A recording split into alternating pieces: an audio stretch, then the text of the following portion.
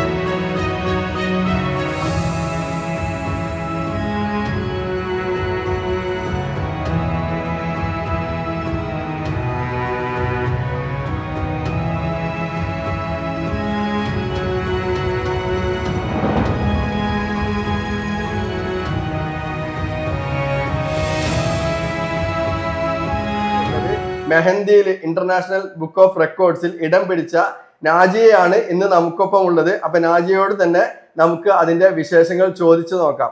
നാജിയ, നിങ്ങൾക്ക് ഈ ഒരു ഇന്റർനാഷണൽ ബുക്ക് ഓഫ് റെക്കോർഡ്സിൽ ഇടം പിടിക്കാൻ വേണ്ടിയിട്ട് എത്രത്തോളം നിങ്ങൾ അതിന് എഫേർട്ട് എടുത്തിട്ടുണ്ട്, അതുപോലെ തന്നെ എന്തെല്ലാം കാര്യങ്ങളാണ് അതിന് ചെയ്തിട്ടുള്ളത്, ഇനി വരുന്ന ഒരു തലമുറക്ക് അല്ലെങ്കിൽ മറ്റുള്ളവർക്ക് കുറച്ച് ഇൻസ്പിറേഷൻ കിട്ടാൻ വേണ്ടിയിട്ട് എന്തൊക്കെ കാര്യങ്ങളാണ് പറഞ്ഞു കൊടുക്കാനുള്ളത് ഈ ഒരു വിഷയത്തിൽ? ആദ്യം നമ്മൾ എന്താണ് നമ്മളെ സ്കില്ല് എന്നുള്ളത് ആദ്യം നമ്മൾ തിരിച്ചറിയുക. അതിനുശേഷം അതിന് വേണ്ടിയിട്ട് എന്താ ചെയ്യേണ്ടതെന്നുള്ളത് നോക്കുക. പിന്നെയെന്ന് പറഞ്ഞാൽ നമ്മൾ അഭിപ്രായങ്ങൾ ചോദിച്ചറിയാൻ നിൽക്കരുത്. സ്വന്തം തീരുമാനത്തിൽ അത് ചെയ്താൽ നന്നായിരിക്കും എന്ന് നമുക്ക് ഉറപ്പുണ്ടെന്നുണ്ടെങ്കിൽ അത് ചെയ്യുക. അല്ലാതെ ഒരാളോട് ഞാനത് ചെയ്യട്ടെ ഇത് ചെയ്യട്ടെ അങ്ങനെ ഒരു അഭിപ്രായത്തിൽ നിന്ന് കഴിഞ്ഞാൽ നമ്മൾ എവിടെ എത്താൻ ചിലപ്പോൾ ചാൻസ് ഇല്ല. അപ്പോൾ ഞാനിങ്ങനെ റെക്കോർഡുകളൊക്കെ ഈ പറഞ്ഞ പോലെ നമ്മൾ ഓരോരുത്തർക്ക് കിട്ടുന്നത് കാണലുണ്ട്. അപ്പോൾ അങ്ങനെ ഒരു ആഗ്രഹത്തിൻ്റെ പുറത്ത് ജസ്റ്റ് ഒന്ന് അപ്ലൈ ചെയ്ത് നോക്കിയതാണ്. ഞാൻ ഇന്ത്യൻ ബുക്ക് ഓഫ് റെക്കോർഡായിരുന്നു കരുതിയിരുന്നത്, പക്ഷേ അത് അപ്ലൈ ചെയ്തപ്പോൾ ഇൻ്റർനാഷണൽ ബുക്ക് ഓഫ് റെക്കോർഡിലേക്കാണ് എൻ്റെ അപ്ലിക്കേഷൻ പോയത്. കാരണം ഇതിനെക്കുറിച്ച് അറിയില്ല, നമ്മളിങ്ങനെ പറയുന്നത് കേട്ടിട്ടേ ഉള്ളൂ. ജസ്റ്റ് ഒന്ന് ഇങ്ങനെ അപ്ലൈ ചെയ്ത് നോക്കി. അപ്പോൾ അങ്ങനെ ഒരു 1 വീക്കിൻ്റെ ഉള്ളിൽ അവർ തിരിച്ച് വിളിച്ചു, നിങ്ങളിങ്ങനെ അപ്ലൈ ചെയ്തിട്ടുണ്ടായിരുന്നില്ലേ എന്ന് പറഞ്ഞിട്ട്. പഞ്ചാബിൽ നിന്നുള്ള ആളാണ് നമ്മളോട് സംസാരിക്കണത്.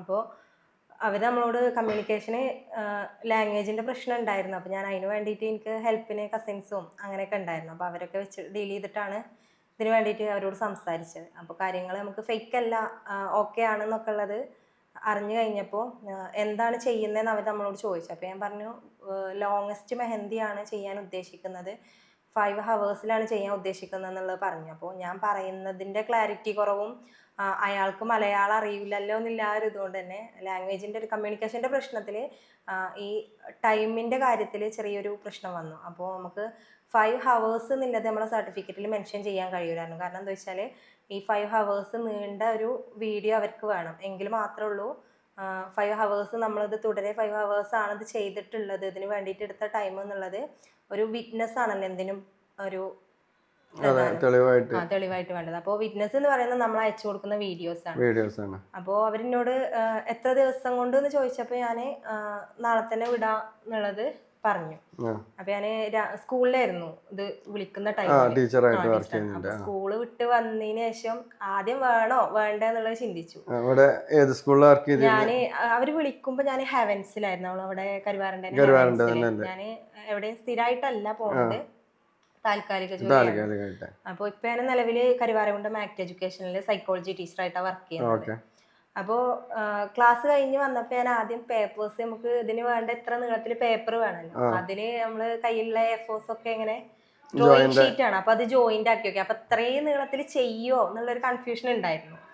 അത് പിന്നെ ആ ഒരു കൺഫ്യൂഷന് പിന്നെ ജസ്റ്റ് ഞാനത് സ്റ്റാർട്ട് ചെയ്തു. അപ്പൊ ഒരു 3 അടിയൊക്കെ ആയപ്പോൾ ഇത് വേണ്ട നിർത്താം എന്നുള്ളൊരു ഇത് വന്നു. തീരുമാനം. അങ്ങനെ തീരുമാനിച്ചു നോക്കി. പിന്നെ ഞാൻ വിചാരിച്ചു ഇത്രയും ഞാൻ ചെയ്തില്ലേ, അങ്ങനെ വിചാരിച്ചിട്ട് 1 മണിക്കൂർ കൊണ്ട് ഞാനൊരു 2-3 അടിയൊക്കെ 3 അടിയിലേറെ ചെയ്തു.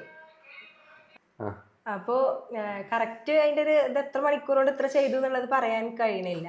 അതായത് കൂടെ ശരിക്കും ഒരാൾ ഇത് വീഡിയോ എടുക്കാൻ പെർഫെക്റ്റ് ആയിട്ട് 6ാം ക്ലാസ്സിലാണ് പഠിക്കുന്നത്. ഓനാണ് ഞാൻ അത് ചെയ്യുമ്പോ ഇതിന്റെ ഒപ്പം എന്താ ചെയ്യുന്നത്, എന്നിട്ട് അത് കിട്ടുമോ അങ്ങനെയൊക്കെ ഒരു ഡൗട്ടില് ഡൗട്ടായിരിക്കുമല്ലോ എപ്പോഴും ഇത് മക്കൾക്ക് അപ്പൊ ഞാൻ അവർക്ക് ഇങ്ങനെ വീഡിയോ ഒക്കെ കാട്ടിക്കൊടുത്തു, ഇങ്ങനെ കിട്ടണ പോലെ ഉമ്മച്ചിക്കും കിട്ടും അതിന് വേണ്ടിയിട്ടാണെന്നൊക്കെ പറഞ്ഞു. അപ്പൊ ഞാൻ ഹസ്ബൻഡിനോട് ഇങ്ങനെ പറഞ്ഞിട്ടുണ്ടായിരുന്നു ഇങ്ങനെ ഒരു സംഭവം ഉണ്ട്. ഫാമിലിയുടെ മക്കളുടെ എല്ലാവരുടെയും പൂർണ്ണ സപ്പോർട്ട് ഉണ്ടായതുകൊണ്ടാണ് ഇങ്ങനെ ഒരു നിലയിൽ എത്താൻ കഴിഞ്ഞത് തന്നെ പറയാം. അതങ്ങനെ തന്നെയാണ്.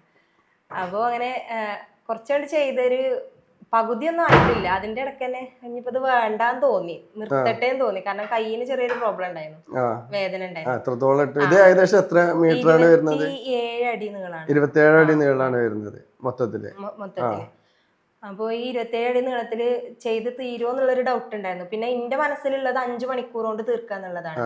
പക്ഷെങ്കിൽ അവിടെ ഒരു ഫാൾട്ട് എന്ന് പറഞ്ഞാല് നമുക്ക് ഈ 5 മണിക്കൂർ തുടരെയല്ലേ വീഡിയോ വേണമെന്നുള്ളത് നമുക്ക് ഗൈഡ് തരുന്ന അയാൾക്ക് ഇങ്ങോട്ടും പറഞ്ഞു മനസ്സിലാക്കി തരാൻ കഴിഞ്ഞില്ല, എനിക്ക് അങ്ങോട്ടും തന്നെ അത് ഭാഷയുടെ ഒരു കമ്മ്യൂണിക്കേഷന്റെ വിഷയമാണ്. പിന്നെ ഞാൻ ഇവരോട് സംസാരിക്കുമ്പോ ഒന്നും കാക്ക ഇവിടെ ഉണ്ടെങ്കിൽ പിന്നെ ഹിന്ദിയിലൊക്കെ ചോദിക്കായിരുന്നു. അപ്പോ എന്തായാലും ചെയ്തു കഴിഞ്ഞ് ഞാൻ അന്ന് രാത്രി തന്നെ ഇതിങ്ങനെ ചെയ്തു എന്ന് പറഞ്ഞിട്ട് വീഡിയോ വിട്ടുകൊടുത്തു. അങ്ങനെ പിറ്റേന്ന് തൊട്ട് പിന്നെ കുറച്ചായിട്ട് അതിന്റെ ഒരു വിവരം ഒന്നും ഉണ്ടായിരുന്നില്ല. അപ്പൊ ഞാനിങ്ങനെ വീട്ടിലൊക്കെ അങ്ങനെ പറയുമ്പോ അങ്ങനെ വിട്ടുകൊടുത്തിട്ടുണ്ട്, പക്ഷെ ഒന്നും കിട്ടും തോന്നണമൊന്നുമില്ല, ഒരു വിവരമല്ല, അതിന്റെ ടൈം വേസ്റ്റ് ആയി തോന്നുന്നത് പറഞ്ഞു. ആളുകളുടെ ഇത് റീപ്ലൈ ഒന്നും ഇല്ലാതിരിക്കുമ്പോ നമ്മളിത് പറയും ചെയ്തു. പിന്നെ ആളുകളുടെ ഇടയിൽ ചെറിയൊരു ചമ്മലായി മാറി ആ ഒരു സ്ഥിതിയിലേക്ക്. ഞാന് ആരോടും പറഞ്ഞിട്ടില്ല, സത്യം പറയണെങ്കിൽ വീട്ടിൽ തന്നെ ഹസ്ബൻഡ് അറിയാം, പിന്നെ ഒപ്പം ഉണ്ടായിരുന്നു, അറിയാം, പിന്നെ എന്റെ വീട്ടിൽ ഉമ്മാക്കും അറിയാം, വേറെ ആരോടും പറഞ്ഞിട്ടുണ്ടായിരുന്നു, മക്കളോടും പറഞ്ഞിട്ടുണ്ടായിരുന്നു. ഇപ്പൊ ആരോടും പറയൊന്നും വേണ്ട. അങ്ങനെ ഒരു റെക്കോർഡ് കിട്ടിയപ്പോഴാണ് ശരിക്കും നാടും വീടും എല്ലാവരും അത്ഭുതപ്പെട്ടത്. ശരിക്കും മലപ്പുറം ജില്ലയില് നമ്മുടെ കരുവാരകുണ്ട് ഇങ്ങനെ ഒരു പേരിൽ എന്താ പറയാ വേൾഡ് റെക്കോർഡിൽ അറിയപ്പെടുക എന്ന് പറയുന്നത്, അത് നിങ്ങളിലൂടെ അറിയപ്പെട്ടതിൽ ഏറ്റവും അധികം സന്തോഷിക്കുന്നത് നമ്മുടെ നാട്ടുകാർ തന്നെ ആയിരിക്കും, അതൊരു സംശയമല്ല. 27 അടിയാണ് ലെങ്ത് വരുന്നത്. 27 അടിന്റെ മുകളിലുണ്ട്. 27 അടിക്ക് മുകളിലുണ്ട്. കാരണം ഇത് നമ്മൾക്ക് ആരെങ്കിലും ഇനി വന്നുകൊണ്ട് ഇത് ചെക്ക് ചെയ്യോ എന്നുള്ള ഒരു ഡൗട്ട് എനിക്ക് ഉണ്ടായിരുന്നു. കാരണം വിറ്റ്നസ് വേണമെന്നുള്ളത് അതിൽ പ്രത്യേകം പറയുന്നുണ്ട്. അപ്പൊ ഞാൻ എന്തിന്റെ കീഴിലാണ് നമ്മൾ ചെയ്യുന്നത് ചോദിച്ചപ്പോ ഞാന് ആള് ഇവിടെ ഇതിന്റെ ക്ലബിന്റെ സെക്രട്ടറി ഒക്കെയാണ്. അപ്പൊ ഞാന് നമുക്കൊരു ക്ലബ് വൈസിൽ കൊടുക്കാന്നുള്ളതില് അങ്ങനെ അത് ഞാൻ പറഞ്ഞു, ഞാൻ അങ്ങനെ കൊടുക്കുന്നുണ്ട് പറഞ്ഞു. അപ്പൊ ഒരു പക്ഷെ അവർക്ക് വിളിച്ചു നോക്കാനൊക്കെ ചാൻസ് ഉണ്ട്. പക്ഷെ ഇത് അതിന്റെ ആവശ്യമില്ല, കാരണം ഞാൻ ആ വീഡിയോ ഫുള്ള് നമുക്ക് കണ്ടാൽ തന്നെ അതിന്റെ ലെങ്ത് എത്രയാന്നുള്ളത് മനസ്സിലാവും. ഞാൻ അവർക്ക് വിട്ടുകൊടുത്ത വീഡിയോ, അതായത് ഞാൻ കാര്യങ്ങളും വെച്ച് ഇങ്ങനെ ടാപ്പ് വെച്ച് ചെയ്യുന്ന വീഡിയോ അവരുടെ തന്നെ ചാനലിൽ വന്നിട്ടുണ്ടല്ലോ. അവര് പബ്ലിഷ് ചെയ്യും. പിന്നെ നമുക്ക് ഈ സർട്ടിഫിക്കറ്റ് കിട്ടുമ്പോഴുള്ളൂ, നമ്മളെ കയ്യിലേക്ക് സർട്ടിഫിക്കറ്റ് കിട്ടുമ്പോ ഈ ഫോട്ടോസും കാര്യങ്ങളും പബ്ലിഷ് ആവുമ്പോഴാണ് ഇത് യാഥാർത്ഥ്യമാണ്. മറ്റേത് നമ്മൾ എന്തെങ്കിലും ഒരു ഇത് പഠിച്ചു കഴിഞ്ഞാൽ എത്രമാത്രം അത്രേ ഉള്ളൂ. അവരതിൽ വന്നാല് അതിനെ കുറിച്ച് അറിയുന്ന അത്രയും ആളുകൾ മാത്രമേ അറിയുള്ളൂ. നമ്മുടെ നാട് അറിയണമെന്നുണ്ടെങ്കിൽ നമ്മളെ കയ്യിൽ പ്രൂഫായിട്ട് ഈ സർട്ടിഫിക്കറ്റ് വേണം. ഇതിലിപ്പോ ശരിക്കും ഇതിന്റെ മുൻപ് ഈ മെഹന്തി റെക്കോർഡുകൾ ആരെങ്കിലും മുൻപ് ചെയ്തിട്ടുണ്ടോ? ഒരുപാട് ആളുകൾ ചെയ്തിട്ടുണ്ട്, പക്ഷെങ്കില് ഡ്രോയിങ് ഷീറ്റിൽ ചെയ്തതായിട്ട് ഞാൻ ആരതും കണ്ടില്ല. നമുക്ക് ഓരോ സെക്ഷനാണ്. പിന്നെ കൂടുതലായിട്ടും ഇന്ത്യൻ ബുക്ക് ഓഫ് റെക്കോർഡിലാണ് മെഹന്തിന്റെ ഇത് കാണുന്നത്. ഇന്റർനാഷണലില് ഞാൻ സെർച്ച് ചെയ്തപ്പോ ഒന്നും കണ്ടിട്ടില്ല, ഇനി ഉണ്ടോന്ന് അറിയില്ല. പിന്നെ അത് ഈ ഇന്ത്യൻ ബുക്ക് ഓഫ് റെക്കോർഡ്സിൽ തന്നെ നമ്മൾ മലയാളികളായിട്ടുള്ള ആളുകളുണ്ടോ? ഒരുപാട് ആളുകളുണ്ട്, മലയാളികളായിട്ടുള്ള മലപ്പുറം ജില്ലയിലെ ആളുകളുണ്ട്. ഇന്റർനാഷണൽ ബുക്ക് ഓഫ് റെക്കോർഡ്സിൽ ആദ്യത്തേത് നാജിയാണ്. ഇന്റർനാഷണൽ അങ്ങനെ പറയാൻ എനിക്ക് പൂർണ്ണമായിട്ട് കഴിയില്ല, കാരണം നമ്മൾ വീഡിയോസ് മുഴുവൻ നോക്കിയിട്ടില്ല. ഒരുപാട് വർഷങ്ങളായിട്ടുള്ള വീഡിയോ അവരുടെ ചാനലിലുണ്ട്. അപ്പൊ ഇങ്ങനെ നോക്കുമ്പോ വേൾഡ് ഫാസ്റ്റസ്റ്റ് മെഹന്തി ഡിസൈൻ ഒക്കെ ചെയ്യുന്നത്, പക്ഷെ അത് നമ്മളെ കേരളത്തിലൊന്നും അല്ല, എന്തായാലും കേരളത്തിന്റെ പുറത്താണ്, പുറത്തുള്ള ആളുകളാണ്. അപ്പൊ ഞാൻ വിചാരിച്ചു എന്നാലും ഇങ്ങനെ ചെയ്യാം എന്ന് വിചാരിച്ചു. പിന്നെ ഞാന് നമ്മളെ ഇന്ത്യൻ ബുക്ക് ഓഫ് റെക്കോർഡിൽ കൊച്ചിയിലുള്ളൊരു താത്ത അതേപോലെ ചെയ്തത്, അവരെ ഞാൻ ജസ്റ്റ് ഒന്ന് കോണ്ടാക്ട് ചെയ്തിട്ടുണ്ടായിരുന്നു, എന്തായിരുന്നു ഇതിന് വേണ്ടിയിട്ട് ചെയ്തത് എന്തായിരുന്നൊക്കെ. അപ്പൊ അവര് ലൈവായിട്ട് ചുമരിലാണ് ചെയ്തത്. പിന്നെന്ന് പറഞ്ഞാൽ ഇതിന്റെ കാര്യങ്ങള് ഇത് കിട്ടിയ ആളുകള് ഇതെങ്ങനെ കിട്ടിയെന്നോ അങ്ങനെയൊന്നും ഓപ്പൺ ആയിട്ട് ആരും ശരിക്കും പറയൂല. അത് എന്തുകൊണ്ടാണ്, അതായത് എന്നെക്കാൾ മുൻപിൽ മറ്റൊരാൾ എത്തരുത് എന്നുള്ള ചിന്തയാണോ? അത് ഇതിപ്പോ ഇതിന് എന്തൊക്കെ കടമ്പകൾ ഉണ്ട് എന്നുള്ളത് ശരിക്കും നിങ്ങൾക്ക് ഒന്ന് പറഞ്ഞു കൊടുക്കാൻ കഴിയുക? കാരണം ഇതുപോലെ ചെയ്യുന്ന ആളുകൾ ആരെങ്കിലും ഉണ്ടെങ്കിൽ അവർക്കും ഇതുപോലെ എന്താ പറയാ മുൻപന്തിയിലേക്ക് എത്തിപ്പെടാൻ വേണ്ടിയിട്ട് എങ്ങനെയാണ് ഇത് ചെയ്യേണ്ടത്, എന്തിനാണ് ഇത് അപ്ലൈ ചെയ്യേണ്ടത്, എങ്ങനെയാണ് ഇതിന്റെ പ്രൊസീജിയേഴ്സ് എന്നുള്ളതൊന്ന് പറഞ്ഞു കൊടുക്കാൻ കഴിയുമോ? ആദ്യം എന്ന് പറഞ്ഞാൽ നമ്മൾ എന്ത് ചെയ്യണം എന്നുള്ളത് നമ്മൾ തീരുമാനിക്കുക. എന്താണ് നമ്മളെ കഴിവ് എന്നുള്ളത്. ചില ആളുകൾക്ക് ഇപ്പോൾ ഞാനിപ്പോൾ സ്പീഡിൽ മെഹന്തി ഇടും എന്നുള്ളതാണ്. ചില ആളുകൾക്ക് എന്തേക്കാരം കൂടുതൽ ഇപ്പം നമ്മൾ കാണലുണ്ട്, കൂടുതൽ ടൈം കുറഞ്ഞ സമയത്തിൻ്റെ ഉള്ളിൽ പേരുകൾ എഴുതുക, അല്ലെങ്കിൽ വേർഡ്സ് എഴുതുക, സ്പെല്ലിങ് പറയുക. അപ്പോൾ ആദ്യം നമ്മളെ സ്കില്ല് എന്താണെന്നുള്ള നമ്മൾ മനസ്സിലാക്കുക. അതിന് ശേഷം നമുക്കിങ്ങനെ അപ്ലൈ ചെയ്യണമെന്നുണ്ടെങ്കിൽ ഗൂഗിളിൽ എന്ത് കാര്യങ്ങളും ഇപ്പോൾ യൂട്യൂബ്, ഗൂഗിളിലൊക്കെ നമുക്ക് അവൈലബിൾ ആണ് അതിൻ്റെ ഡീറ്റെയിൽസും കാര്യങ്ങളൊക്കെ. അപ്പോൾ നമ്മൾ അതിൽ അപ്ലൈ ചെയ്തതിന് ശേഷം പിന്നെ അവർ നമ്മളെ കോൺടാക്ട് ചെയ്തുകൊണ്ട് എന്താ ചെയ്യേണ്ടതെന്നുള്ളത് കറക്റ്റായിട്ട് അവർ തന്നെ പറഞ്ഞു തരുന്നുണ്ട്, എന്താ ചെയ്യേണ്ടതെന്നുള്ളത്. അത്ര തന്നെ ഉള്ളൂ. പിന്നെ നമുക്ക് അതിൽ അച്ചീവ് ചെയ്യാൻ കഴിയാന്നുള്ളത് തന്നെയാണ്.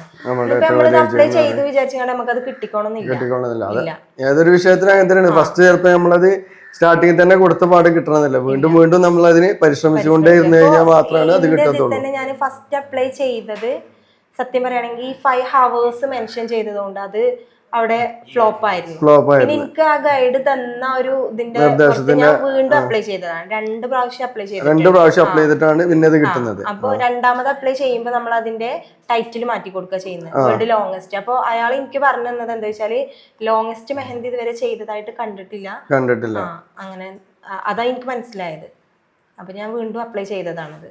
അപ്പൊ എല്ലാവരുമായിട്ട് പറയാനുള്ളത്, നമ്മൾ ഏതൊരു കാര്യം ചെയ്യുന്നോ അത് ഒരു പ്രാവശ്യം നമ്മളെ കൊണ്ട് പറ്റില്ല, അല്ലെങ്കിൽ അത് ഫെയിൽഡ് ആയി എന്നിട്ട് കരുതിയിട്ട് അത് നിർത്താതിരിക്കുക. വീണ്ടും വീണ്ടും അതിലേക്ക് ഒന്നുകൂടെ പരിശ്രമിച്ച് നമ്മളുടെ വിജയം കണ്ടെത്താൻ വേണ്ടിയിട്ട് ശ്രമിക്കുക. അങ്ങനെ വിജയം കണ്ടെത്തിയ ഒരു വ്യക്തിയാണ് നമ്മൾക്ക് മുൻപിലിരിക്കുന്ന നാജിയ എന്ന് പറയുന്നത്. ഇന്റർനാഷണൽ ബുക്ക് ഓഫ് റെക്കോർഡ്സിൽ ഇടം പിടിച്ച മലപ്പുറത്തുകാരി, കരുവാരക്കുണ്ടുകാരിയായ നാജിയയാണ് ഇപ്പോൾ നമ്മളുടെ കൂടെ സംസാരിച്ചത്.